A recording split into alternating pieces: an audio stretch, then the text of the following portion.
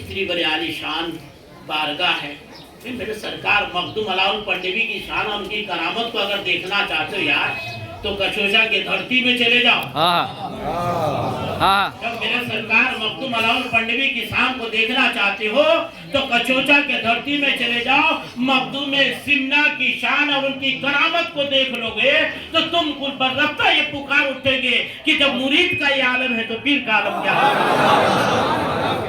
جب یہ مرید کا عالم ہے تو پیر کا عالم کیا ہو سکتا ہے. یہی وہ در ہے مخدوم علاؤل پنڈوی کا ہے. قسم جس نے سرکار کے قدموں میں اپنے پیشانی کو ڈال دیا تو غوثیت کا تاج لے کر گیا. یہی وہ بارگاہ مخدوم علاؤل پنڈوی کا ہے جس نے ان کے قدموں میں اپنے آپ کو نچھاور کر دیا, قطبیت کا تاج لے لیا ہے. یہی وہ بارگاہ مخدوم علاؤل پنڈوی کا ہے جس نے اپنے آپ من دھن سے قربان ہو گیا واللہ ولی بن کر لوٹا ہے. اللہ اکبر, اللہ اکبر, یا رسول اللہ, یا رسول اللہ. زندہ باد, زندہ باد, زندہ باد, زندہ باد, زندہ باد, زندہ باد,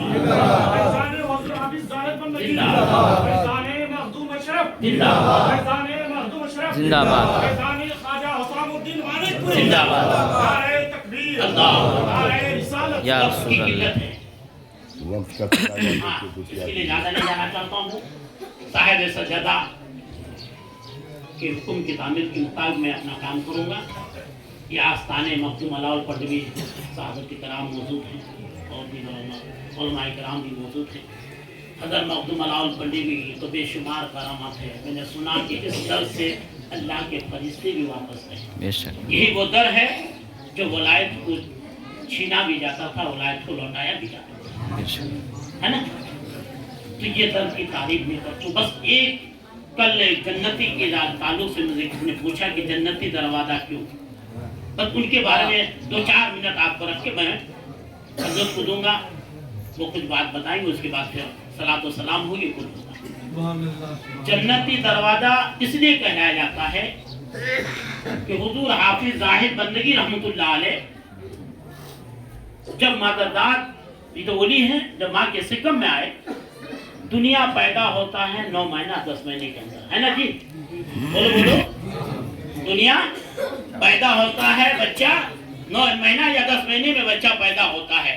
لیکن قربان جاؤ حافظ زاہد بندگی کا 9 سے 10 سے 11 12واں مہینہ چلا گیا, لیکن آپ دنیا میں نہیں آ رہے, حویلی میں پریشان ہے. حضور نور قطب عالم کے بارگاہ میں خبر آئی, حضور آپ کا بیٹا وہ ڈیلیوری ہے لیکن وقت زیادہ ہو چکا, ابھی تک دنیا میں نہیں آ رہا ہے. معاملہ کیا ہے, سمر میں نہیں آیا. آپ تشریف لے جاتے ہیں, اپنا بیٹا بہو کے قریب کھڑے ہوتے ہیں اور سوال کرتے بھائی تم کون ہو. قربان جو میرے پیارے آقا کے پیارے دیوانوں, حضور حافظ زاہد بندگی کے قدموں میں ماں کے سکم میں ہے. حضرت نور قطب عالم نے پوچھا تم کون ہو, تو اپنی ماں کے سکم سے آواز دے رہا ہے کہ میں انسان ہوں, میں انسان ہوں. تو پھر وہ کہ انسان ہو تو دنیا میں کیوں نہیں, وقت زیادہ ہو چکا ہے. میں اسی لیے ثانی غوث کہتا ہوں. حضور حافظ زاہد بندگی کو میں ثانی غوث کہتا ہوں. اس لیے کہتا ہوں کہ حضور سیدنا غوث اعظم پیران پیر شیخ عبد القادر جیلانی بغدادی رحمت اللہ علیہ جب اس دنیا فانی میں جلوہ افروز ہوا تو ساون کی 29 تاریخ ہے. لوگ چاند دیکھنے کے لیے بیٹھا. آئیے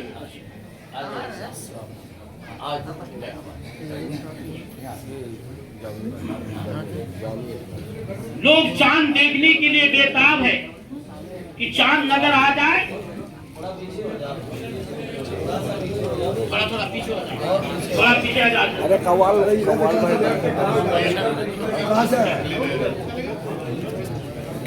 چاند نظر آ جائے تو روزہ رکھوں, توجہ چاہوں گا میں. چاند نظر آ جائے تو تراویح کی نماز پڑھوں, روزہ رکھوں, لیکن کہیں سے چاند کی کوئی شہادت نہیں, کوئی خبر نہیں. کچھ لوگ روزہ رکھتے ہیں, کچھ لوگ روزہ نہیں رکھتے ہیں.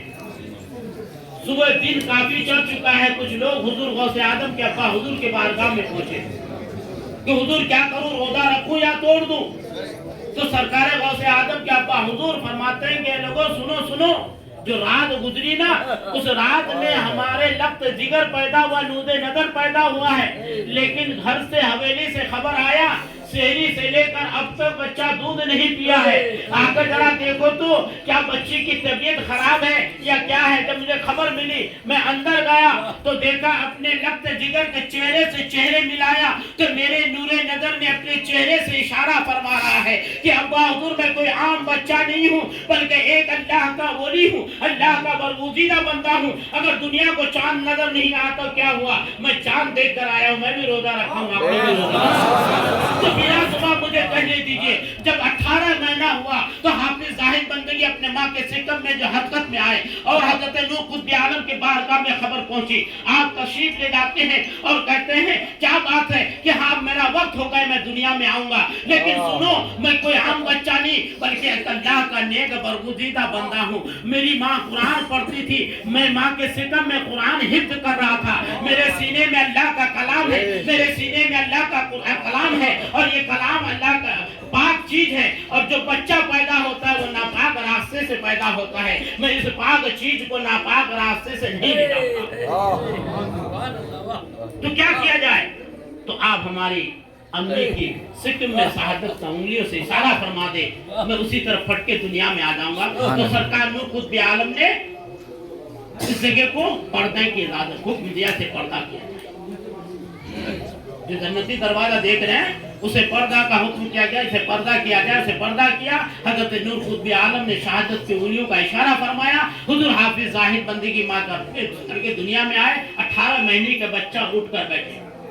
تھوڑی دیر کے بعد ایک ہوا کا، یہ سنی ہوئی بات اور کتابوں میں کچھ بات ہے، تھوڑی دیر بعد ایک ہوا کا جھونکا آئی، اس کی ماں بے ہوش ہونے کے بعد ایک ہوا کا جھونکی آئی کہ اس کی ماں کو کے چند دیر آپ تو ان کی ماں کا قبر کا کوئی یہ نہیں ہے کہ کسی کتابوں میں بھی مطالعہ نہیں کر پایا ہوں کہ ان کی امی کی قبر کہاں ہے، اس کے بارے میں کوئی۔ تو سرکار نور قطب عالم نے خود فرمایا کہ جو اس راستے سے گزرے گا وہ جنتی ہے۔ سبحان اللہ، سبحان اللہ۔ اور دوسری روایت ہے کہ حضور مخدوم العالم سے کلاؤ پنڈوی کا ایک خادم ہے، انہوں نے سرکار سے کہا کہ حضور حکم ہے تو میں بہرحال جانا چاہتا ہوں۔ تو سرکار نے فرمایا کیا جنت دیکھنے جانے چاہتے ہو؟ آپ نے سر کو جھکا لیا، سرکار نے کہا میری چھڑی لیا، میری چھڑی لیا، اور آپ نے لکیر پھاڑ دیا تاکہ پار ہو جائے جنت۔ لیکن ان چیزوں کا یہاں کوئی پہچان نہیں تھا کہ کہاں آپ نے لکیر پھاڑا۔ تو اس سے روایت سے پتا چلا کہ ابا حضور کا وہ نشاندہ سرکار نور قطب عالم نے ظاہر فرمایا کہ یہی جنتی دروازہ اور یہی جنتی دروازہ۔ سبحان اللہ، سبحان اللہ، سبحان اللہ۔ دروازہ ہے جو آپ ہر عرس کے عوام میں